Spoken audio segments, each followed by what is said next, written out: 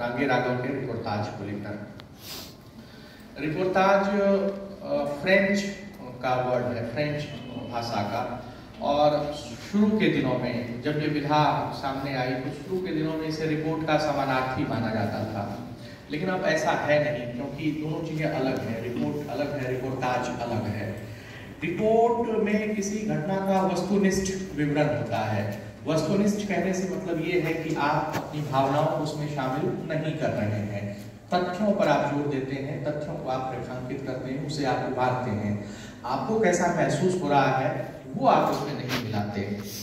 और जबकि रिपोर्टाज में सतही वास्तविकता और तथ्यपरकता की जगह गहन अनुभूति होती है, संवेदना होती है। आप भी घटना को प्रस्तुत कर रहे होते हैं, लेकिन वो तथ्यों का सिलसिला नहीं होता, तथ्यों का संग्रह नहीं होता, या जो आपने देखा है बस उसकी प्रस्तुति भर नहीं होती है। तो ये असल में इस चीज को लेकर थोड़ी सी दुविधा रहती है, तो थोड़ी और बात मैं इस बारे में करना चाहूंगा कि रिपोर्टाज में तथ्यों के साथ लेकिन कोई छेड़छाड़ नहीं होता है। आप अपनी संवेदनाओं को मिलाते हैं, उसको कलात्मक करते हैं, उसे साहित्यिक रूप देते हैं, लेकिन इससे किसी रिपोर्टाज लेखक को तथ्यों के साथ खिलवाड़ करने की या तथ्यों के साथ छूट लेने की सहूलियत हासिल नहीं हो जाती है। तथ्य वहां भी तथ्य ही रहेंगे। ये आपके ऊपर निर्भर करता है कि आप किन तथ्यों को ले रहे हैं, किन तथ्यों को छोड़ रहे हैं। तो इसकी शुरुआत पत्रकारिता से हुई रिपोर्टाज की, लेकिन अब ये एक साहित्यिक विधा के रूप में स्थापित है। हिंदी में एक आलोचक हुए डॉक्टर हरदयाल, उन्होंने रिपोर्टाज की इतिहास प्रक्रिया के बारे में बात करते हुए बताया कि इसका विकास द्वितीय विश्व युद्ध के समय हुआ। द्वितीय विश्व युद्ध के समय 1939 से 1945 के दरमियान युद्ध भूमि में व्यावसायिक संवाददाता रिपोर्ट भेजा करते थे अलग अलग अखबारों को। अलग अलग अखबारों के रिपोर्टर मौजूद हुआ करते थे वहां पर, और वो रिपोर्ट भेजते थे। और कुछ दिनों बाद ऐसा हुआ कि कुछ साहित्यकार भी इस काम में लग गए। वो मानवीयता के वशीभूत होकर लगे हों कि वहाँ का जीवन क्या है मैं उसको देखूं, या वो राष्ट्रवाद के जोम में आकर वहां चले गए हों। तो कुछ साहित्यकारों ने ये काम अपने हाथ में ले लिया कि युद्ध भूमि की रिपोर्ट अब वो भेजने लगे। अब रिपोर्ट में फर्क आ गया। व्यवसायिक पत्र रिपोर्टर जो रिपोर्ट भेजते थे वो उसकी प्रकृति कुछ और होती थी, और साहित्यकार जो रिपोर्ट भेजने लगे उसकी प्रकृति कुछ और होती थी। जाहिर सी बात है, जो साहित्यकार भेजते थे वो रिपोर्ट ज्यादा कलात्मक, ज्यादा संवेदनशील, ज्यादा गहरी, और समस्या की जो बहुस्तरीयता है उसको वो उभारने में ज्यादा सफल होते थे। और इस तरह से संयोग से इस तरह से ये रिपोर्टाज विधा हमारे सामने आ गई। रिपोर्ट ही पहले भेजी जाती थी, रिपोर्ट के फर्क ने रिपोर्टाज को पैदा कर दिया। इस बात को आप और अच्छे से समझ पाएंगे, महादेव वर्मा ने इसके बारे में लिखा है कि रिपोर्ट या विवरण से संबंधित रिपोर्टाज समाचार युग की देन है, और उसका जन्म सैनिक की खाइयों में हुआ। रिपोर्टाज का विकास रूस में हुआ। द्वितीय विश्व युद्ध के समय इलिया एहरनबर्ग को रिपोर्टाज लेखक के रूप में विशेष प्रसिद्धि मिली, ऐसा महादेव वर्मा बताती हैं, और ये सबसे संगत परिभाषा मुझे लगती है। बाद में मैंने शिवदान सिंह चौहान की परिभाषा देखी। उन्होंने लिखा कि आधुनिक जीवन की द्रुतगामी वास्तविकता में हस्तक्षेप करने के लिए मनुष्य को नई साहित्यिक विधा को जन्म देना पड़ा। रिपोर्टाज उन सब में प्रभावशाली एवं महत्वपूर्ण विधा है। अब इस परिभाषा को पढ़ते हुए मुझे लगता है कि ये कुछ एब्स्ट्रैक्ट जैसा है, बात साफ नहीं होती है। ठीक ठीक हम नहीं उंगली रख सकते कि रिपोर्टाज क्या है। बहुत सारी बातें उन्होंने कह दी, लेकिन जो एक तत्व या सार हम कह सकते हैं वो हमारे सामने उपस्थित नहीं हो पाता है। और मुझे लगता है आलोचक की भाषा ऐसी नहीं होनी चाहिए। आप कोशिश न करें, अगर आप कोशिश में उतरे हैं तो चीज़ों को बहुत सफाई के साथ आप सामने रखें। धुंध का निर्माण नहीं होना चाहिए।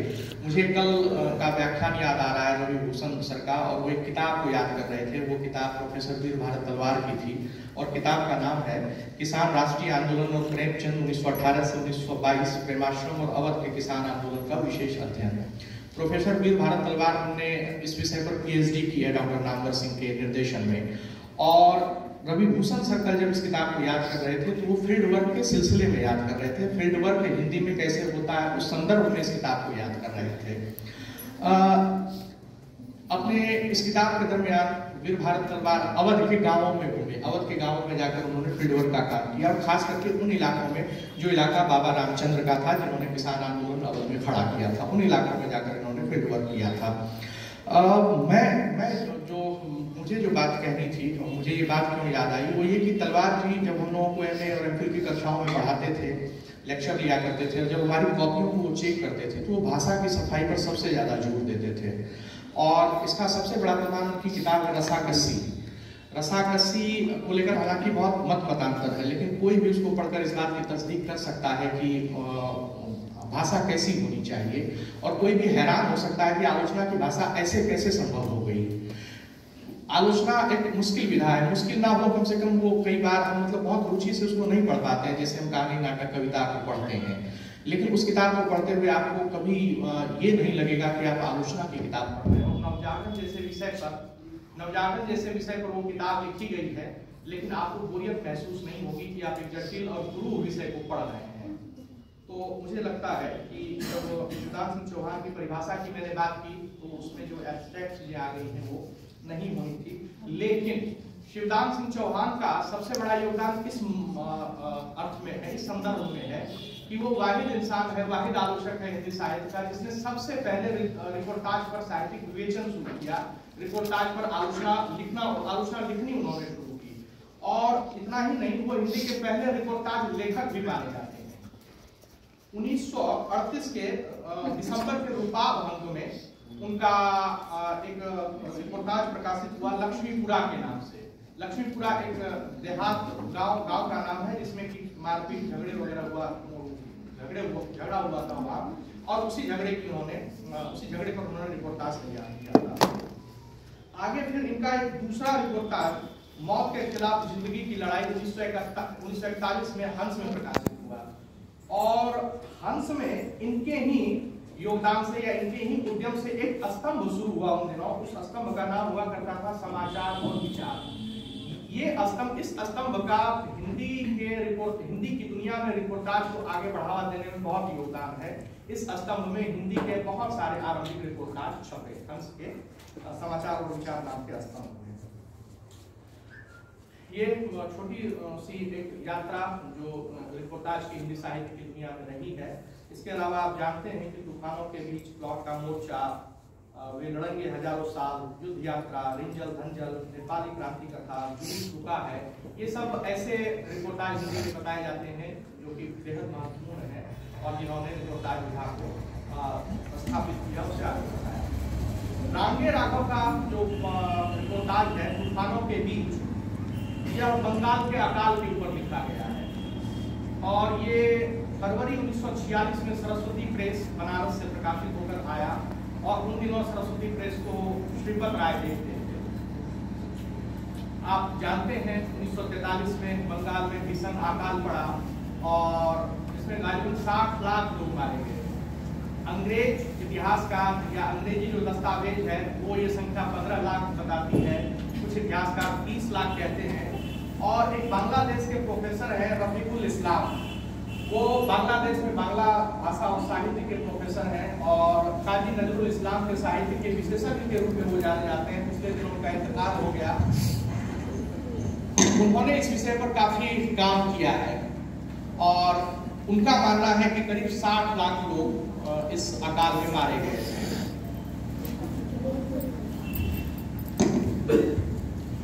अकाल के बारे में कुछ भी कहने से पहले या तूफानों के बीच की बात में जाने से पहले मैं कुछ चित्र आपको दिखाना चाहता हूँ, और मैं इसके स्रोत भी आपको बताऊंगा। हमारे पास तो प्रोजेक्टर वगैरह तो है नहीं, है तो खराब पड़ा हुआ है, पता नहीं, जितना भी दिखे आप लोगों को देखिए।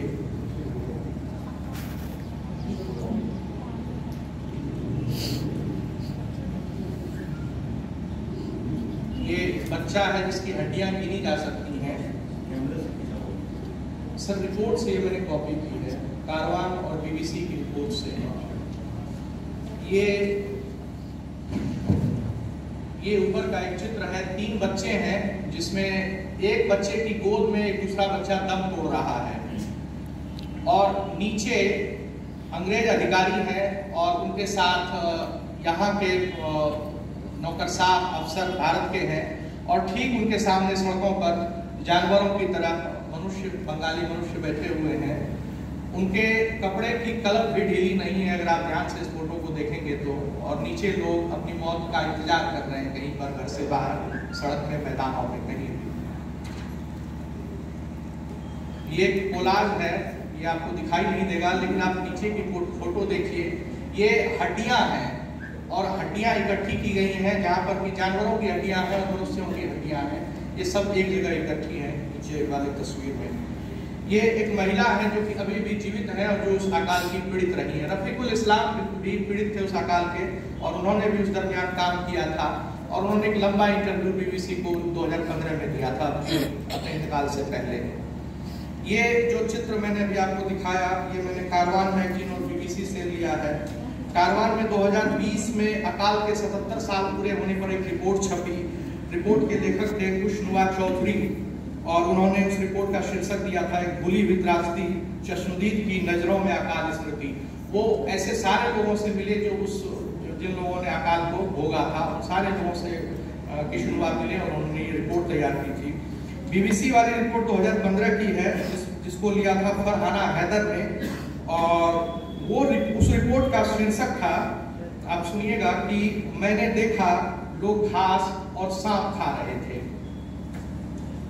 ये मैंने आपको कुछ चित्र दिखाया, और अब चित्र के साथ रांगे राघव ने जो कुछ लिखा है अपने रिपोर्टाज में, मैं 3 उद्धरण वहां से पढ़ता हूं ताकि आप संगति में चीजों को देख सकें, समझ सकें। लोग भूख से दम तोड़ रहे थे, जो नहीं मरे थे वे दूसरों के मरने का इंतजार इसलिए कर रहे थे कि अब मरने वालों के हिस्से का भाग उन्हें मिल जाएगा। बुभुक्षितम किम न करोति पापम की उक्ति बहुत हल्की लगने लगती थी उस चित्कारपूर्ण वातावरण में, जहां मांस में से दुर्गंध आ रही है, विषैला धुआं मेरी आंखों में लग रहा है। कलकत्ता एक कूचड़ खाना है जहां भूख और गरीबी मनुष्य की बलि चढ़ा रही है। उदाहरण 2, बाजार में चिड़िया तक के लिए दाना चावल नहीं था। लोग घरों से बाहर आते डरते थे, एक नहीं, 2 नहीं, सड़कों पर अनेक भूखे दम तोड़ते होंगे, और डरते थे कि घर जाते हुए जहां बच्चे अपने भूखे बैठे होंगे, माँ बेटी को देखती थी, पति पत्नी को देखता था, किंतु कोई राह न थी। घर खाली थे, बाजार खाली था, चारों ओर प्राणों की ममता दोनों ओर हाथ उठाकर हाहाकार कर रही थी। लोग घरों में मरते थे, बाजार में मरते थे, राह में मरते थे। बंगाल का सामाजिक जीवन कच्चे कगार पर खड़ा होकर कांप रहा था।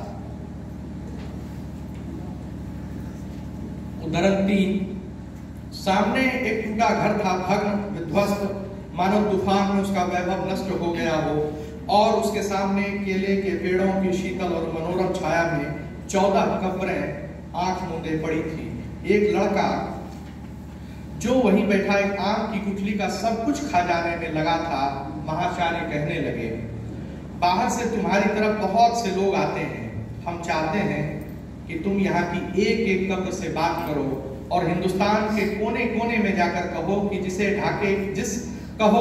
कि जिस ढाके की मलमल एक दिन शहंशाह पहनते थे, आज वहां जुलाहे चूहों की तरह मर रहे हैं। बोलो, सुना सकोगे संसार को यह सब कुछ। और रांगे राघव ने क्या किया? रांगे राघव ने इस चुनौती को स्वीकार किया। उन्होंने हिंदी भाषी जनता को बंगाल की उस पीड़ा से अवगत कराया। उस दुख को रांगे राघव ने तूफानों के बीच के रूप में हमारे सामने रखा। और जिस समय रांगे राघव ये कर रहे थे, उनकी अवस्था क्या थी? वे महज 23 साल के नौजवान थे। रांगे राघव अगर चाहते तो आगरे में बैठे बैठे, अपने कस्बे वैर में बैठे बैठे वो उपन्यास लिख सकते थे, समाचार पत्रों की खबरों के आधार पर कविताएं लिख सकते थे, उपन्यास लिख सकते थे, नाटक लिख सकते थे, लेख और विरोध पत्र लिख सकते थे, अपील निकाल सकते थे, अपीलों पर दस्तखत कर सकते थे। लेकिन रांगे राघव ने ये सब कुछ नहीं किया। रांगे राघव अपनी हदों से बाहर गए। वो आगरे से बाहर गए, बंगाल गए, और बंगाल में जिस डॉक्टरों की टीम के साथ वो गए थे, वो इकलौते वाहिद शख्स थे जो नॉन मेडिको थे। बाकी सारे मेडिकल से जुड़े हुए लोग थे, ये एक नॉन मेडिको पर्सन थे जो उसके साथ गए थे। और इस टीम ने, इस डॉक्टर्स की टीम ने पूर्वी बंगाल का दौरा किया था। यानी कि आज के बांग्लादेश का, और वो जो इलाका था वो कुश्तिया, जिला नादिया, नारायणगंज, जिला ढाका और चटगांव, यहाँ इनका कैंप हुआ था और घूमते घूमते उन्होंने वहां पर काफी काम किया था। कभी कभी चीजें आपका पीछा नहीं छोड़ती हैं, हमें सुख की याद आती है, उसी तरह उससे ज्यादा हमें दुख की याद आती है। दुख हमारे सर पर, हमारी पीठ पर प्रेत की तरह छाया रहता है। रांगे राघव जब बंगाल से लौटे तो ये चीज उनकी चेतना, 23 साल का एक नौजवान है, जाहिर सी बात है उसको धक्का लगेगा, और वो उससे उबरने के लिए उन्होंने सिर्फ रिपोर्टाज का सहारा नहीं लिया, वो कई सारी विधाओं में इस चीज को व्यक्त करते रहे। वो कई कहानियों में, कई उपन्यासों में, नाटकों में वो चित्र बनाते थे, तो उन्होंने चित्र बनाया, बंगाल के अकाल का उन्होंने चित्र तैयार किया, बैनर तैयार किया, पोस्टर तैयार किया, नाटक लिखा, जिसको इप्टा की टीम ने आगरे और आसपास के इलाकों में, सड़कों पर, गलियों में, नुक्कड़ों पर उन नाटकों को खेला। विशाल भट्ट का उपन्यास जिसकी चर्चा कल हो ही रही थी। तो ये हमें ये बिल्कुल ये ध्यान में रखना चाहिए, जब भी हम तूफानों के बीच पर बात करें तो रांगे राघव ने सिर्फ तूफानों के बीच में ही बंगाल को नहीं समेटा है। बंगाल में जो कुछ घटा उस समय, उसको उन्होंने अपने विस्तृत साहित्यिक अलग अलग विधाओं में उन्होंने उसको आवाज में उसको रेखांकित किया। दो पहलू जो बहुत ही अजीब है, सुनकर आपको अजीब लगेगा, जो कि इस रिपोर्टाज में जिसका जिक्र आता है रांगे राघव की तरफ से, वो ये कि जैसे 1857 की क्रांति में हमारे ही राजे रजवाड़े बहुत सारे अंग्रेजों की तरफ से लड़ रहे थे, वो सिंधिया राज घराना हो और भी कई राजघराना, उसी तरह से रांगे राघव ने अपने रिपोर्टाज में लिखा है कि जो सेठ थे, जो साहूकार थे, जो जमींदार थे, वो लूट रहे थे और लोगों को, वो उनकी औरतों को खरीद रहे थे, वो उनके घरों के सामानों को खरीद रहे थे, वो उनकी जमीनों को खरीद रहे थे औने पौने दाम में, खिलाने के नाम पर, जिंदा रखने के नाम पर किसी तरह। और रांगे राघव ने लिखा है बहुत ही पीड़ा से कि स्त्री यहाँ वेश्या हुई थी, पुरुष भिखारी, बच्चे घर घराते पशु, समस्त वातावरण से मानो कराहें फूट पड़ती थी। पूर्वी बंगाल का हर इलाका, चाहे वह कुश्तिया हो, चाहे नारायणगंज और चाहे चटगांव, मौत के सन्नाटे में समाया हुआ था। सिद्धरगंज के मुसलमान जुलाहों की बस्ती में, जिनकी बनी हुई मलमल कभी दुनिया में विख्यात थी, अब कच्ची कब्रों का ढेर लगा हुआ था। एक पहलू तो ये कि जो हमारे ही भाई हैं, जो हमारे ही भारतीय हैं, वो उन्होंने अपना रोजगार नहीं छोड़ा, अपना बिजनेस नहीं उन्होंने छोड़ा, वो प्रॉफिट कमाते रहे, जिसको कहते हैं आपदा में अवसर। तो आपदा में अवसर आज से नहीं है, आपदा में अवसर हम भारतीयों के खून में हजारों साल से है, और हम आपदा में अवसर किसी तरह तलाश लेते हैं। एक दूसरा पहलू जो बहुत अजीब है कि अकाल और सांप्रदायिकता के संबंध पर उन्होंने लिखा है उसमें रिपोर्टाज में। रांगे राघव जब वहां पहुंचे तो वो अपने दोस्तों से, अपने टीम के लोगों से बातचीत में उनको ये लगता था कि यहाँ अब कम से कम हिंदू मुसलमान का एंगल नहीं होगा, उसका मसला नहीं होगा। लेकिन उनको जानकर हैरानी हुई कि हिंदू मुसलमान अभी भी लड़ रहे थे, लड़ नहीं रहे थे, बाकायदा उनमें और घृणा बढ़ गई थी, द्वेष बढ़ गया था, वैमनस्य बढ़ गया था। और इसका प्रमाण ये था कि हिंदू रिलीफ कमेटी थी, मुसलमान रिलीफ कमेटी थी, हिंदू रिलीफ फंड था, मुसलमान रिलीफ फंड था। एक मुसलमानों का फंड मुसलमानों को ही मिलेगा, उसके सामने कोई हिंदू मरेगा तो उसे नहीं। हिंदू की समिति हिंदुओं के लिए काम करेगी, मुसलमानों के लिए नहीं। ये सब कुछ ऐसा था जिसके बारे में रांगे राघव ने लिखा कि मन करता है मैं रो दूं, कितना वैमनस्य और उसका परिणाम कितना भयानक है। वो बहुत दुखी हुए, बहुत ही वो अवसाद में इस चीज से चले गए थे। और ये सिर्फ हमें रांगे राघव से नहीं, इसकी पुष्टि हमें रफीकुल इस्लाम से भी होती है। रफीकुल इस्लाम, जिसकी चर्चा मैंने अभी थोड़ी देर पहले की थी, बांग्लादेश के प्रोफेसर, उन्होंने कहा है अपने इंटरव्यू में कि इंसान को बगैर किसी वजह या अपराध के इस तकलीफ का सामना क्यों करना पड़ा, और इंसान इतना क्रूर कैसे हो गया कि उसकी मदद नहीं की। इंसान को भगवान की सबसे शानदार रचना कहा जाता है, लेकिन मेरे हिसाब से अकाल या युद्ध के दौरान यह भगवान की सबसे बुरी रचना बन गया है। उस दौरान हम जानवर बन गए थे, लोग भूखे मर रहे थे क्योंकि ग्रामीण भारत में खाने पीने की चीजें उपलब्ध नहीं थी। इसलिए लोग कोलकाता, ढाका जैसे बड़े शहरों में खाने और आश्रय की तलाश में पहुंचने लगे, लेकिन वहां न खाना था न रहने की जगह। उन्हें रहने की जगह सिर्फ कूड़ेदानों के पास मिल रही थी, जहां उन्हें कुत्तों बिल्लियों से संघर्ष करना पड़ता था ताकि कुछ खाने को मिल जाए। यह प्राकृतिक आपदा नहीं थी, यह मानव निर्मित आपदा थी। ग्रामीण इलाकों में खाद्य पदार्थ सिर्फ इसलिए नहीं थे क्योंकि फसल बर्बाद हो गई थी। बल्कि इसलिए भी क्योंकि अनाज को एक जगह से दूसरी जगह नहीं जाने दिया जा रहा था। उन्हें डर था कि यह जापानियों के हाथ न लग जाए। मुझे लगता है यह फैसला मित्र राष्ट्रों के नेतृत्व का था। कोलकाता में सेना के लिए खाद्य पदार्थों का अतिरिक्त स्टॉक था, लेकिन ग्रामीण इलाकों में खाने को कुछ भी नहीं था और किसी को इसकी परवाह भी नहीं थी। 1943 के पूरे साल भारत से ब्रिटेन और ब्रितानी फौजों को खाद्य सामग्री भेजा जाना जारी रहा। आमतौर पर इस बात पर सहमति है कि 1943 का बंगाल अकाल गलत नीतियों और लापरवाही का नतीजा था। मैं रफीकुल इस्लाम के इस उदाहरण से इस तरफ आपका ध्यान लाना चाहता हूँ कि जिसको मैंने अभी तक अकाल कहा बार बार, वो अकाल नहीं है। हमें शब्दों को बदलना सीखना चाहिए। वो एक प्रायोजित अकाल था, इसलिए हम उसे नरसंहार कहेंगे, होलोकॉस्ट कहेंगे। यहूदियों का नरसंहार हुआ, उसको नरसंहार ही कहा जाता है। 60 लाख यहूदी मारे गए, लेकिन हम अकाल क्यों कहें? हमें अकाल नहीं कहना चाहिए। अकाल कहने से तब के जो सदर थे ब्रिटेन के, ये विंस्टन चर्चिल, उनका पाप छिप जाता है, उनका धोखा, उनका दुष्कर्म छिप जाता है। उन्होंने जो कुकर्म किया है वो इतिहास से मिट जाता है। हमें उसको याद रखना चाहिए, अपनी स्मृति में बनाए रखना चाहिए। इसलिए हम अकाल की जगह हम उसे नरसंहार कहेंगे, होलोकॉस्ट कहेंगे। जो ब्रिटेन जैसी संस्था ने, साम्राज्यवादी ताकतों ने तीसरी दुनिया के देशों के साथ किया। और ये आंकड़ा सिर्फ भारत का नहीं है। इस तरह के आंकड़े आपको अफ्रीका से भी मिल जाएंगे, इस तरह के आंकड़े आपको दक्षिणी अमेरिकी देशों से भी मिल जाएंगे। इसको रामे राघव ने भी बहुत बुलंद और साफ आवाज में लिखा है, उस 23 साल के नौजवान ने, कि युग युग तक संसार को याद रखना पड़ेगा कि एक दिन मनुष्य के स्वार्थ और असाम्य के कारण, गुलामी और साम्राज्यवादी शासन के कारण बंगाल जैसी शस्य श्यामला भूमि में भी मनुष्य को भूख से दम तोड़ना पड़ा था। और लोगों ने उसे पूरी शक्ति से इसलिए झेला था कि मानवता जीवित रहना चाहती थी, उसे कोई नहीं मिटा सकता था। बंगाल का अणु अणु चुनौती दे रहा है, मैं अक्षय अविनश्वर हूँ क्योंकि मेरी जनता महान है। वह ऐसा गीत है जिसकी गूंज कभी भी नहीं मिट सकती। वो दुखी थे, अवसाद में थे, लेकिन फिर भी उनके दिल में एक उम्मीद थी जो हमें इस उदाहरण में दिखाई देती है। अकाल से जुड़ी हुई बहुत सारी रचनाएं हुई हैं। हिंदी में बच्चन ने एक बहुत लंबी कविता लिखी है बंगाल के अकाल पर। मैं बंगाल के अकाल इसलिए कह रहा हूँ क्योंकि बच्चन ने अब वही शीर्षक ही रखा है, लेकिन हमें अवेयर होना है। हम किसी भी मंच पर ये जरूर रेखांकित करें, लिखते हुए हम जरूर इस बात को दर्ज करें कि वो अकाल नहीं था, वो एक नरसंहार था जो ब्रिटेन ने भारत के लोगों पर ढाया था। उसी तरह 1946 में ख्वाजा अहमद अब्बास की फिल्म आई थी धरती के लाल, जो उसी घटना पर, उसी नरसंहार पर ये फिल्म थी।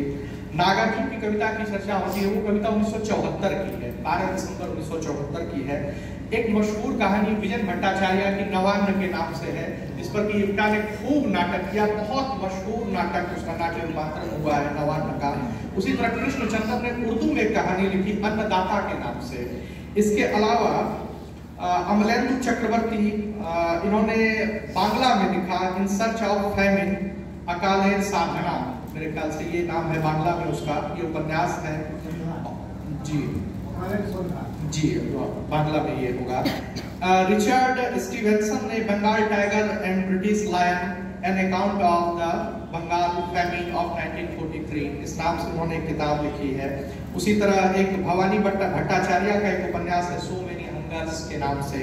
उसी तरह जॉर्ज ब्लायन की एक किताब है the great Bengal famine of 1943। कहने का मतलब ये है कि बहुत सारे लोगों ने इसे दर्ज किया है, इसलिए इसको झुठलाना मुश्किल होगा।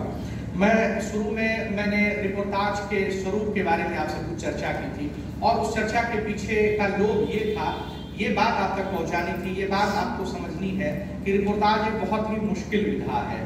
मुश्किल किस अर्थ में है?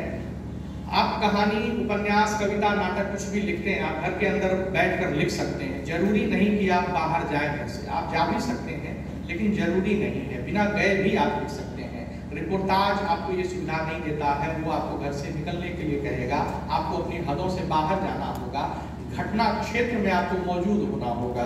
तो रिपोर्टाज मुश्किल विधा है, और इसका सबसे बड़ा प्रमाण ये है कि हमारे पास ज्यादा रिपोर्टाज लेखक नहीं है। हमारे पास असंख्य कहानियां हैं, उपन्यास है, नाटक है, कविता है, लेकिन हिंदी में आपके पास असंख्य रिपोर्टाज नहीं है। ये इसी बात का प्रमाण है कि रिपोर्टाज एक मुश्किल विधा है, सब उसको नहीं साध सकते। और क्या मुश्किल है उसके साथ मुश्किल ये है, जैसा कि कहा कृतिकालीन कवि ने कि तलवार की धार पे धावनो है। आप रिपोर्टाज लिखते हुए ऐसा नहीं है कि अपनी कल्पनाओं से आप कुछ भी वहां कह देंगे। आपको अपनी कल्पना से उस घटना में खरोच नहीं लगने देना है। आप कल्पना का इस्तेमाल करेंगे, लेकिन आप तथ्य को दरकिनार नहीं करेंगे। तथ्य वहां पर आपके सामने मौजूद रहेगा। आप कल्पना का इस्तेमाल करते हुए भी घटना को बिल्कुल हूबहू रखने की कोशिश करेंगे। और यह कुछ ऐसा है जैसे आपने बिल्ली को देखा होगा, बिल्ली अपने बच्चे को दांतों से उठाती है लेकिन उसको खरोच नहीं करती है। तो आप तमाम चीजों का इस्तेमाल कीजिए, कल्पना का इस्तेमाल कीजिए, और जितने भी तरह के फिल्म और जितने भी तरह के साधन है उनका इस्तेमाल करते हुए आपको जो हुआ है उस पर खरोच नहीं आनी चाहिए। ये इस विधा की एक मुश्किल है। और जो रांगे राघव ने हमारे सामने जो लिखा है अपनी रिपोर्टाज में, जो लिखा है उन्होंने, उसके महत्व के बारे में मैंने घनश्याम अस्थाना के एक लेख में पढ़ा। वो ये कह रहे हैं कि रांगे राघव के रिपोर्टाजों को पढ़कर ऐसा लगता है जैसे लेखक कई भूमिकाएं एक साथ अदा कर रहा है। वह एक चलता फिरता इश्तहार है, वह शहर में घूमता हुआ एक आईना है, वह निरंतर संभाषण करता हुआ टेप रिकॉर्डर है, वह एक मोबाइल हॉस्पिटल है और एम्बुलेंस यूनिट है। कभी कभी तो ऐसा लगता है कि वह क्या नहीं है और कहाँ नहीं है। आप सबने इतनी देर तक मुझे ध्यान से सुना, इसका बेहद शुक्रिया।